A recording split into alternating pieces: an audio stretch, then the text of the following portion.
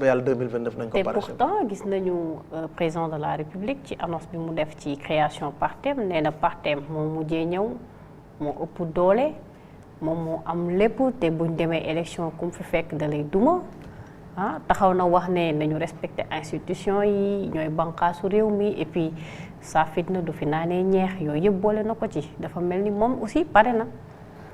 xam nga wolof nous avons un patrimoine culturel très riche da ngay toog di dégg ñu naan dem ca làmb jay bàkku jógee ca làmb day bàkkoo ko gën. looloo am gis nga bu dee da ngay bëre ji. négal ba jógee ci làmb jay soog a bàkku. loolu it waxi ku tiit la rek. waaw di dem ca làmb ja naan maa ngi daan da loolu waxi ku tiit la rek da ngay nekk ba dem ba bëre ji ba daan ba dellu si soog a bàkku. loolu mooy benn bi ñaareel bi mooy le respect de la République mais le respect du fonctionnement de la République mais ci la Pastef mës a dëkk ñoom ñoo respecté wul le fonctionnement de la République. Et pourtant on a l'impression de voir le contraire d'après ñoom seeni propos. yow loolu nga gis lan la d'après ñoom seeni propos. non voilà d'après ñoom seeni propos dama lay wax nag nan la ñu ñàkkee respecter le bon fonctionnement de la République. xam nga Pastef a toujours été un parti républicain ñun ay élections la ñu mës a dem il a fallu que ñu attaqué ñu bundu xataal ñu ba la survie de notre leader et de notre parti nekk en jeu pour nga gis ñu résister et la résistance est un principe constitutionnel ça c'est la République boo duggee ci constitution bi ci préambule bi dañu lay wax nga résister su fekkente ni dañ lay bundu xataal ci lu dul yoon. loolu moo indi entre 2021 et 2024 nous avons résisté nous avons bien résisté ñoom lan moo tax respecté wuñu le bon fonctionnement de la démocratie et pourtant quelques semaines rek la ñu fi jot a am duo ak Pastef mooy am réew booy taxawal gouvernement réew mu normal booy taxawal gouvernement ngay tabb d'abord premier ministre da nga koy tabb ci majorité parlementaire ba.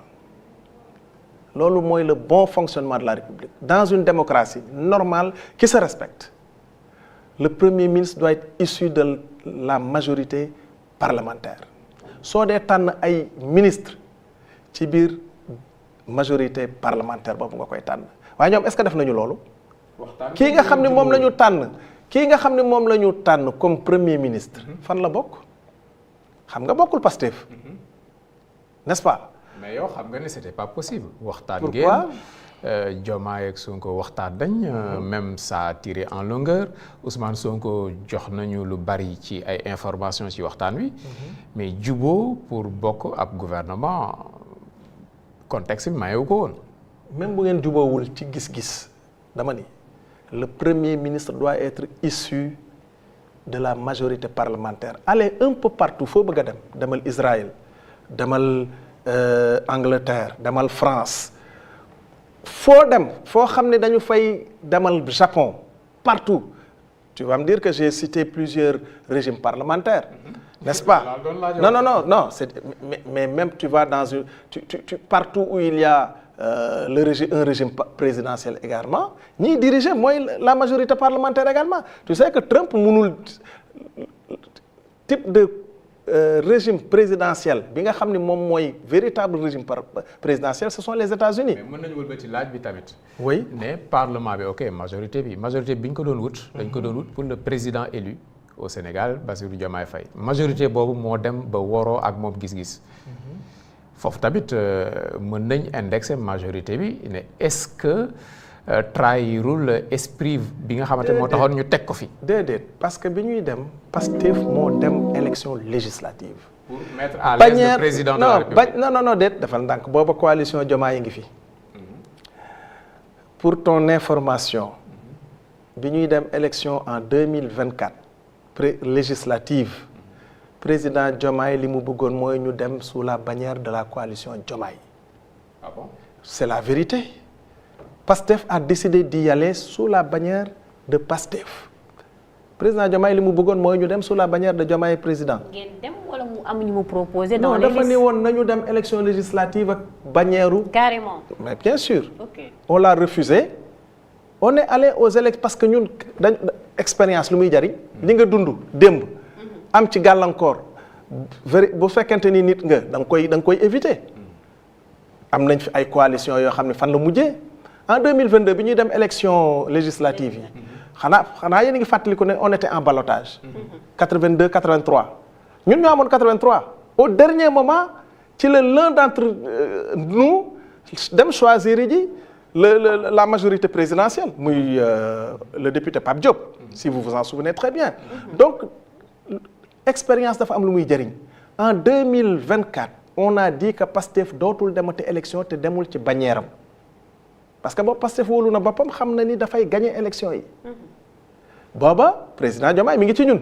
waaw mais bu ñuy dem bëgg am majorité présidentielle ak majorité exécutive majorité présidentielle ak majorité parlementaire oui on a tenu campagne ne dañu bëggal président de la République majorité n'est-ce pas.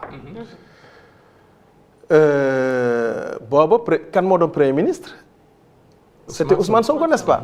c'était lui qui devait exécuter la politique bu président de la République. loolu la Pastef demee élection législative pour ton information bi ñu jógee ci élection législative yooyu le président Ousmane Sonko assemblée la bëggoon dellu dem na gis président Diomaye ne ko damay dellu assemblée nationale man damay dem assemblée nationale. à l'époque bi dañoo pare rek mu ne ko damay dem assemblée nationale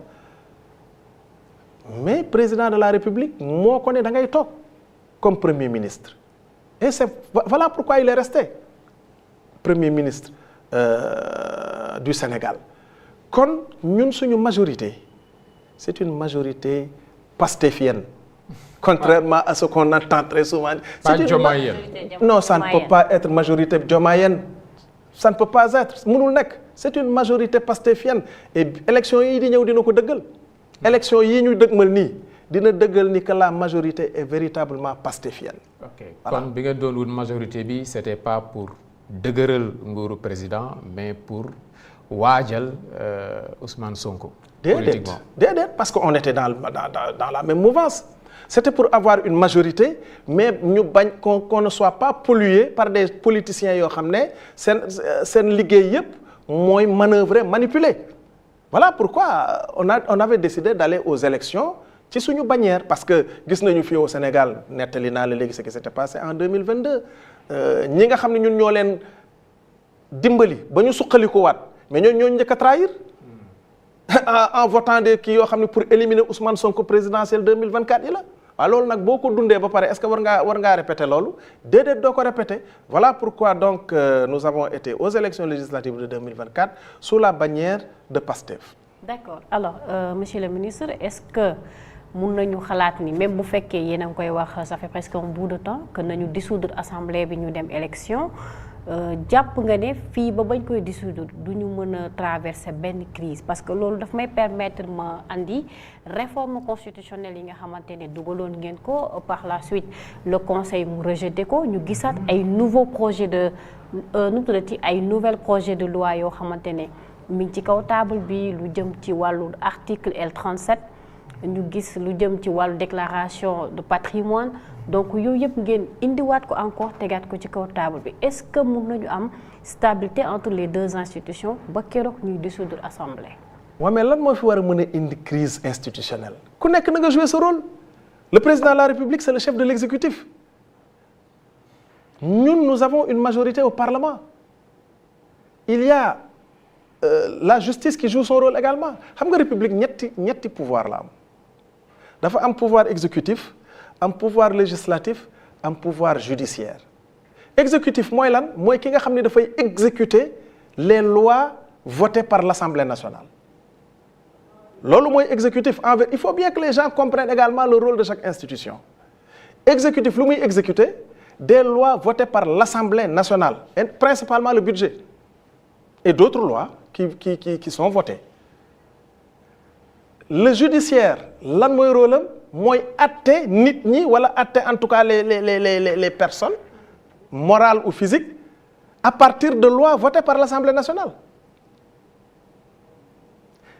Assemblée nationale maintenant le législatif son rôle c'est de voter des lois loolu mooy rôle pouvoir bu nekk waa pouvoir bu nekk boo defee sa rôle lan moo fi indi crise li fi indi crise kay mooy bañ a respecter fonctionnement démocratique u réew comme ni ma ko expliqué léegi un gouvernement doit être l'émanation d'une majorité parlementaire parce que loi yi gouvernement yi ci ëpp c'est des propositions c'est des projets de loi ñooy ñëw assemblée nationale donc ci exécutif lay jógee su fekkente ni yow say projet de loi bëgg nga ko jàllale ci assemblée il faut nga bokk ak assemblée bi gis-gis voilà pourquoi le gouvernement doit être toujours l'émanation de la majorité législative ñun suñu rôle mooy voter te nag yàlla xam na ni